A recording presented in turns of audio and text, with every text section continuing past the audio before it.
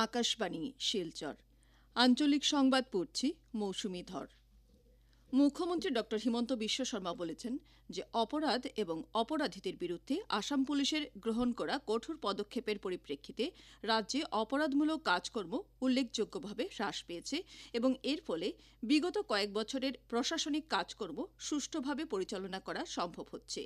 গতকাল মেঘালয়ের রিভুই জেলার উমরাংশু গ্রামে উত্তর পূর্ব পুলিশ একাডেমির ৭০ জন উপপুলিশ অধীক্ষক প্রশিক্ষার্থীদের সমাবর্তন অনুষ্ঠানে অংশগ্রহণ করে এই মন্তব্য করেন। মুখ্যমন্ত্রী বলেন যে বর্তমান রাজ্য সরকার অপরাধের সংখ্যা হ্রাস করা সহ রাজ্যের উন্নয়নের যাত্রায় জনসাধারণ যাতে সক্রিয়ভাবে অংশগ্রহণ করতে পারে সেই বিষয়ে পদক্ষেপ গ্রহণ করেছে। আসাম পুলিশ রাজ্য সরকারের গ্রহণ করা সিদ্ধান্তের সঙ্গে সামঞ্জস্য রেখে সব ধরনের অপরাধের বিরুদ্ধে কঠোর স্থিতি গ্রহণ করে অভিযান চালিয়ে আসছে বলেও তিনি মন্তব্য করেন। অনুষ্ঠানে মুখ্যমন্ত্রী ৭০ জন উপপুলিশ অধীক্ষককে অভিনন্দন জ্ঞাপন করেন। উল্লেখ্য, বিগত বছরের ২রা এপ্রিল থেকে আরম্ভ হওয়া উত্তর পূর্ব পুলিশ একাডেমির ৫৪তম মৌলিক প্রশিক্ষণ পাঠ্যক্রমে অংশগ্রহণ করা ৭০ জন উপপুলিশ অধীক্ষকের মধ্যে ৬২ জন আসামের এবং ৮ জন মিজোরামের।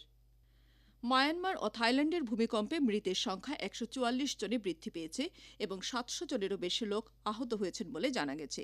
গতকালের পরপর দুবার বড় ধরনের ভূমিকম্পের পর আরও বহুবার ওই অঞ্চলগুলোতে মৃদু ভূকম্প অনুভূত হয়েছে।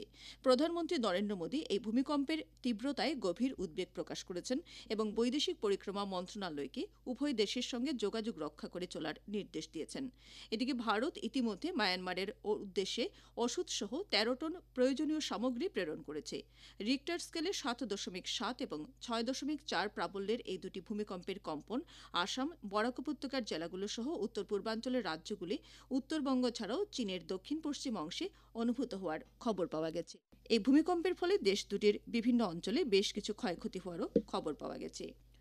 কেন্দ্রীয় সরকারের কর্মচারী ও পেনশনার্সদের মহার্ঘ ভাতার আরও একটি কিস্তি মঞ্জুর করা হয়েছে।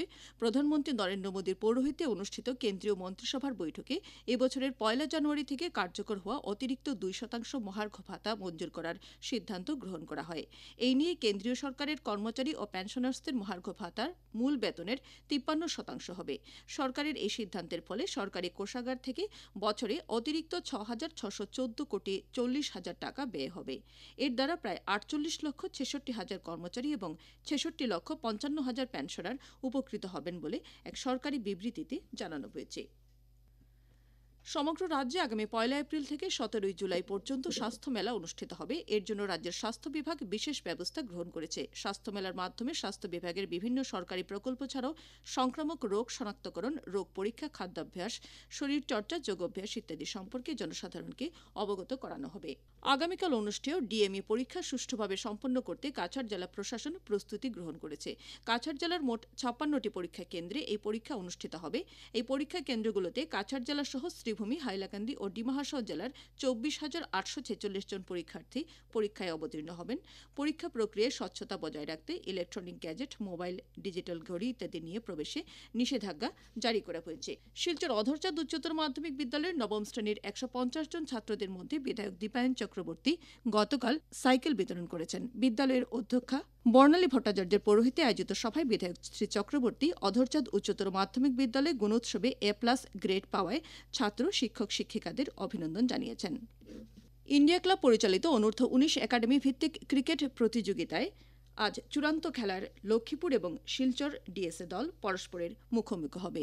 গতকাল Silchar DSA academy Hailakandi blood mouth cricket একাডেমির বিরুদ্ধে ৭ উইকেটে জয়লাভ করেছে।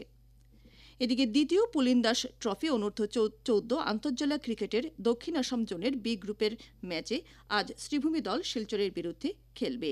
গতকাল থেকে শিলচর সতীন্দ্রমোহন দেব স্টেডিয়ামে শুরু হওয়া এই প্রতিযোগিতায় গতকাল হাইলাকান্দি ও ওয়েস্ট কার্বি আংলংয়ের মধ্যে অনুষ্ঠিত প্রথম ম্যাচে হাইলাকান্দি ২৪৭ রানের বিশাল ব্যবধানে জয়লাভ করেছে। আকাশবাণী শিলচর কেন্দ্রের আঞ্চলিক সংবাদ এখন থেকে আমাদের ইউটিউব চ্যানেল এআইআর নিউজ শিলচরের মাধ্যমেও শোনা যাচ্ছে। এছাড়া আমাদের Facebook page all India radio news Silchar এবং এক্স হ্যান্ডেল @AIR নিউজ _শিলচরের মাধ্যমেও এই সংবাদ শোনা যাবে। আঞ্চলিক সংবাদ এখনকার মতো শেষ হলো। পরবর্তী সংবাদ আজ রাত ৭টা ৪৫ মিনিটে।